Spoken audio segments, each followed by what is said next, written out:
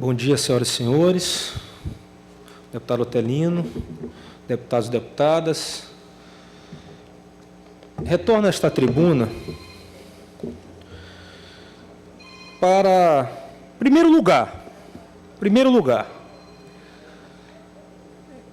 fazer um comentário em relação a o que é legítimo e o que não é legítimo. Os governistas falam muito aqui que a oposição não é legítima. O governador fala que essa oposição daqui não é legítima. Muito bem. Quem são os governistas? Quem é o governador para dizer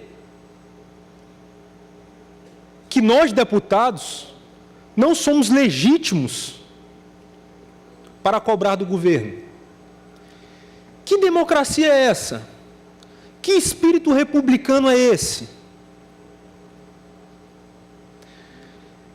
Eu fui eleito pelo povo, a deputada Andréa Murat foi eleita pelo povo, o deputado Souza Neto, o deputado Edilásio Júnior. Diferente do que alguns deputados pensam, que vivemos em uma monarquia de príncipes e princesas, vivemos numa democracia. Fomos eleitos pelo povo.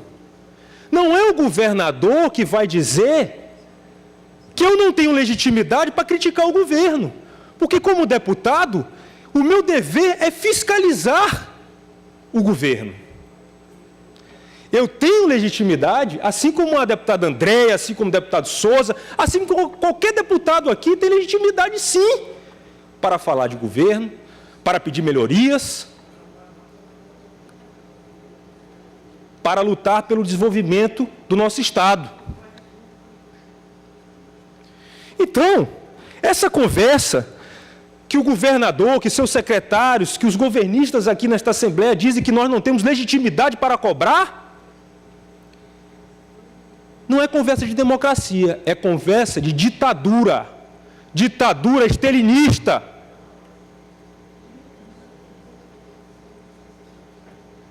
Pois o governo desse Estado seguia muito por alguns aspectos dessa ditadura comunista, que não aceita oposição, que não aceita a imprensa livre, que não aceita o contraditório. Quando o outro secretário, Márcio Gerri, ligou para o radialista Geraldo Castro, esbravejando, porque não aceita o contraditório. Disse que o radialista usava palavras chulas. Quem usa a palavra chula é o senhor secretário Márcio Gerri, que entra naquele Twitter dele e me chama de neto de coroné. Que palavra chula de um secretário de Estado! O radialista Geraldo Castro, assim como os blogueiros, assim como os jornalistas de uma forma geral, tem legitimidade, sim. Não é o governador, não são os governistas que vão tirar, além da legitimidade dos deputados estaduais, tirar a legitimidade da imprensa livre desse Maranhão, só porque dizem que a imprensa é do Sarney, ou que a imprensa quer dinheiro e eles não querem pagar. O próprio governador falando isso, fazendo ilações nas mídias sociais, dizendo que os blogueiros que o atacam é porque ele não quer pagar.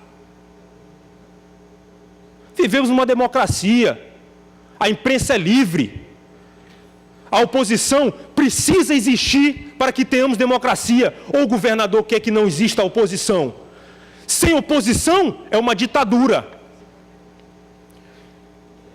Então, eu queria agora entrar na questão mais técnica, que é a questão do Mais Empresas.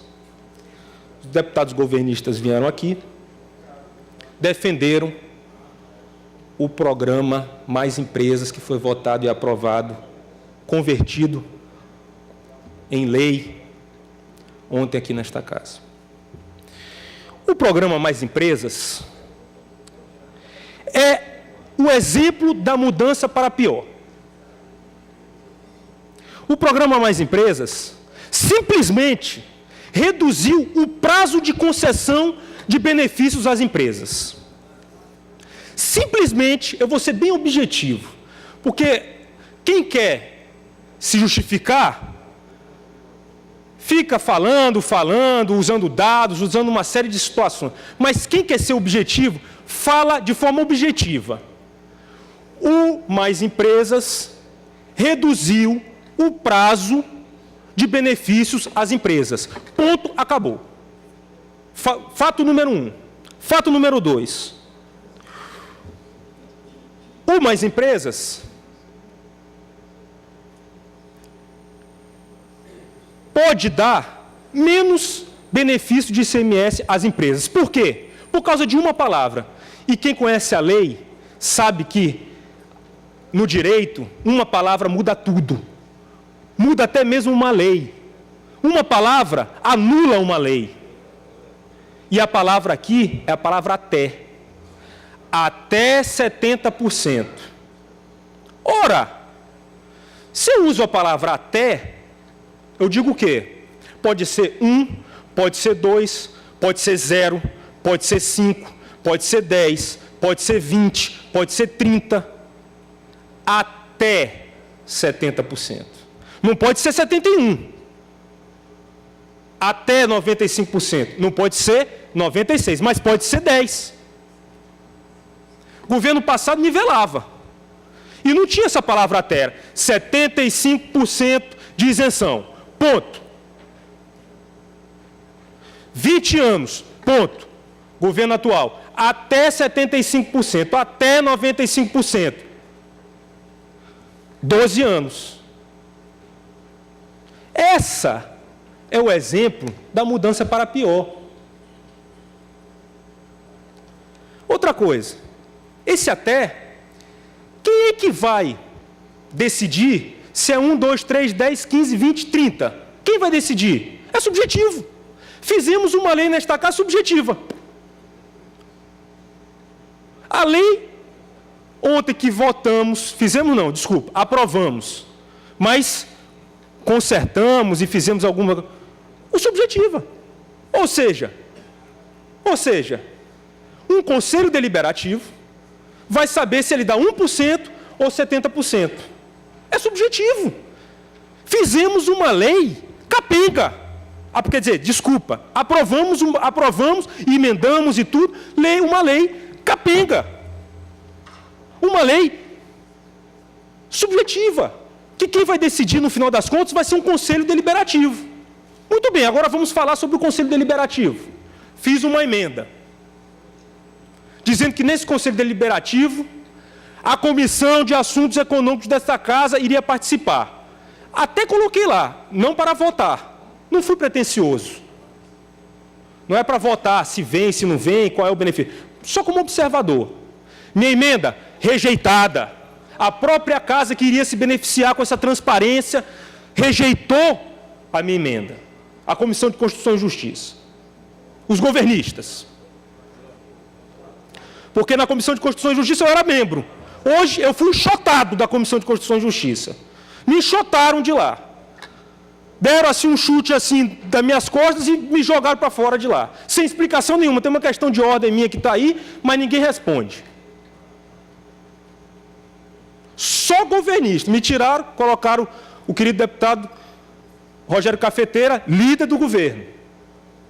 Não tem um de oposição na CCJ para contradizer, argumentar, falar, enriquecer o debate nessa casa. Não tem, nenhum. Muito bem.